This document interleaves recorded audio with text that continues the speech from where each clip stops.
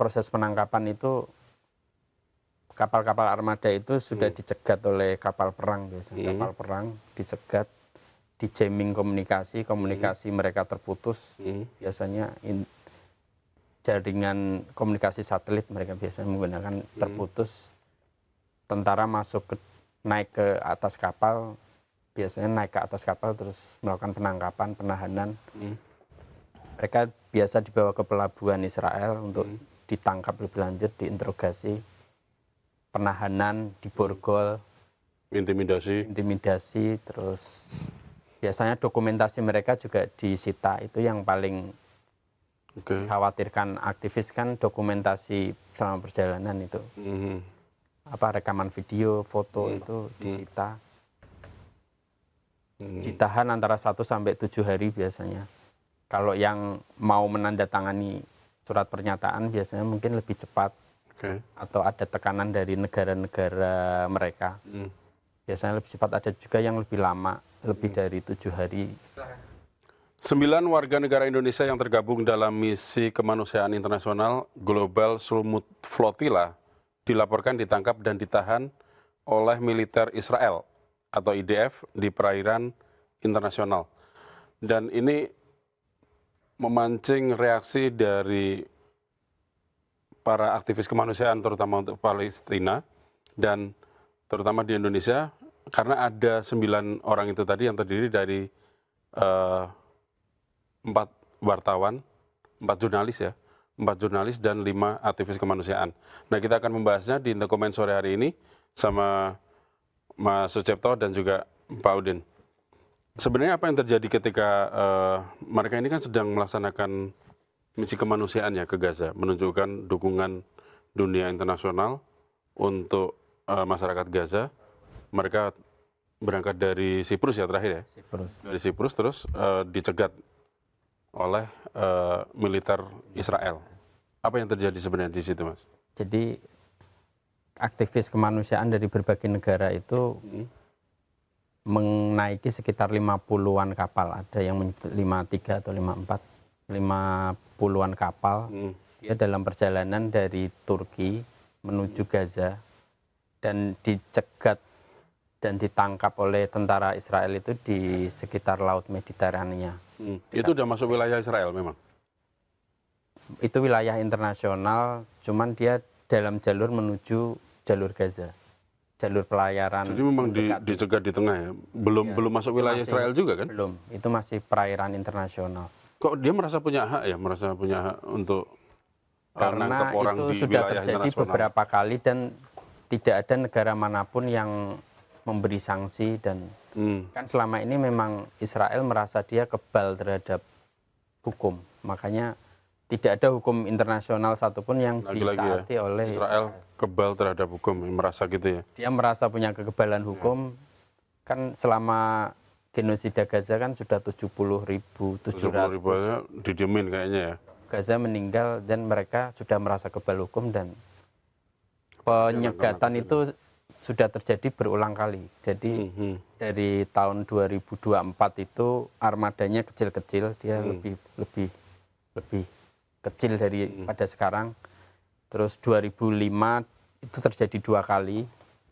Yang sekarang 2006 ini yang terbesar. Jadi ini yang terbesar ketiga.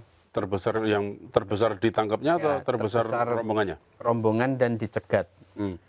Jadi ini sudah yang ketiga, armada terbesar ketiga yang dicegat oleh Israel, dan para aktivis, ratusan aktivis dari berbagai negara itu ditangkap dan dibawa ke wilayah Israel untuk diinterogasi dan untuk melalui proses interogasi dan penahanan.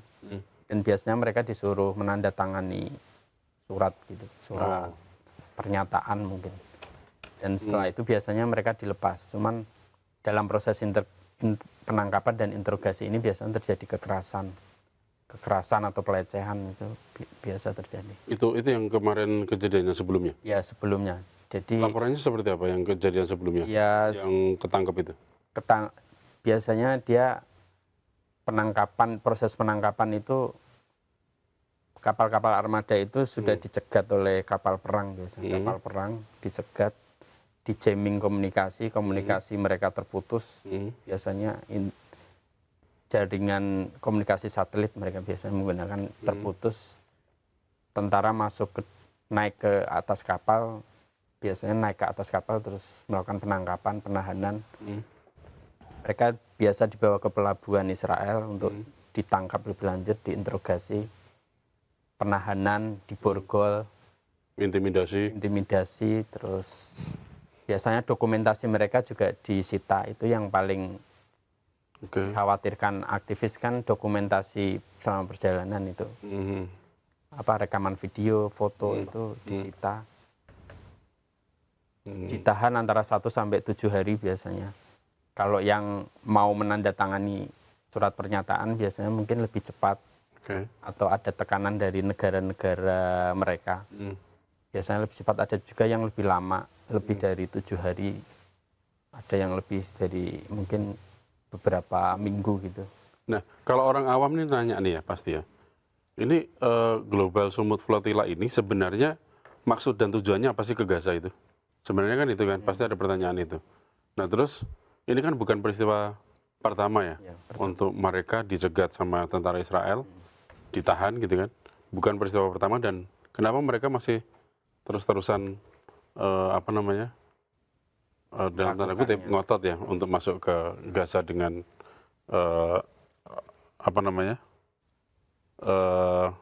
peace convoy itu tadi.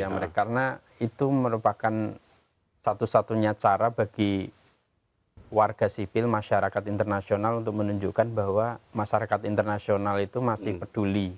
Walaupun negara-negara atau PBB itu sudah tidak bisa berbuat apa-apa ya untuk menekan Israel. Ini berarti juga bentuk bentuk dalam tanda kutip ketidakpercayaan terhadap negara-negara yang dalam penyelesaian konflik Gaza ini ya sebenarnya. Ya, jadi ini sebuah protes tapi dalam bentuk gerakan armada bantuan. Protes matinya hukum internasional, matinya organisasi internasional, matinya PBB, matinya pemerintah dari negara-negara Timur Tengah itu. Jadi sekarang kan sudah tidak ada hukum internasional yang ditaati. Yang ada itu siapa yang punya senjata, siapa yang punya senjata lebih kuat, dia bisa menyerang negara lain, kan yang terjadi selama ini seperti itu. Jadi Global Flotilla ini jadi mungkin satu-satunya yang bisa dilakukan oleh masyarakat sipil internasional untuk menunjukkan kepedulian, walaupun mereka tahu itu sudah pasti akan dicegat. Mereka tahu itu berbahaya juga ya. Ini yang ketiga kali armada terbesar itu dicegat oleh tentara Israel. Tapi sebelumnya yang kemarin ditangkap ada WNI-nya nggak, Mas? Kalau WNI sebelumnya belum ada yang ditangkap, cuman mereka ini biasanya juga terlibat dalam beberapa aktivitas, kan tidak hanya armada laut tapi ada juga lewat jalur darat. Yang lewat jalur darat. Beberapa WNI itu lewat Jordan itu ya. Tahun 2025 mengikuti yang lewat jalur darat. Jadi dari beberapa negara itu dia masuk lewat Mesir, tujuannya kan lewat Mesir terus ke perbatasan Rafah itu. Cuman itu juga dihalangi oleh pemerintah Mesir dan untuk sampai ke dekat perbatasan Rafah itu. Pemerintah Israel juga. Jadi bukan hanya lewat jalur laut tapi juga beberapa lewat juga jalur dilakukan darat. Ya. Lewat jalur darat, cuman tetap dicegat di beberapa negara itu dicegat. Tapi mereka ini di negara sebenarnya terdaftar nggak sih, Mas? Sama Kemlu ini, ketika ini ada orang yang kebetulan ada 9 orang yang ditahan oleh IDF, ini mereka sebenarnya dalam tanda kutip terdaftar nggak oleh Kemlu ini? Ini ada warga negara kita nih mengikut aktivitas Global Sumut tadi itu. Ya harusnya terdata ya, karena kan itu misi yang sangat berbahaya ya. Tentunya persyaratan-persyaratan untuk kesana itu kan harus dipenuhi mungkin ya. Betul. Gitu. Jadi tidak mungkin sepertinya, makanya ketika terjadi hal seperti ini kan pemerintah langsung respon cepat tuh. Apa responnya pemerintah? Ya salah satunya langsung melakukan koordinasi dengan KBRI Kairo, Turki, terus aman untuk bagaimana caranya para WNI ini bisa dilepaskan. Termasuk juga mereka mempersiapkan semacam kayak surat laksana perjalanan gitu. Oke. Kalau sewaktu-waktu pasportnya disita.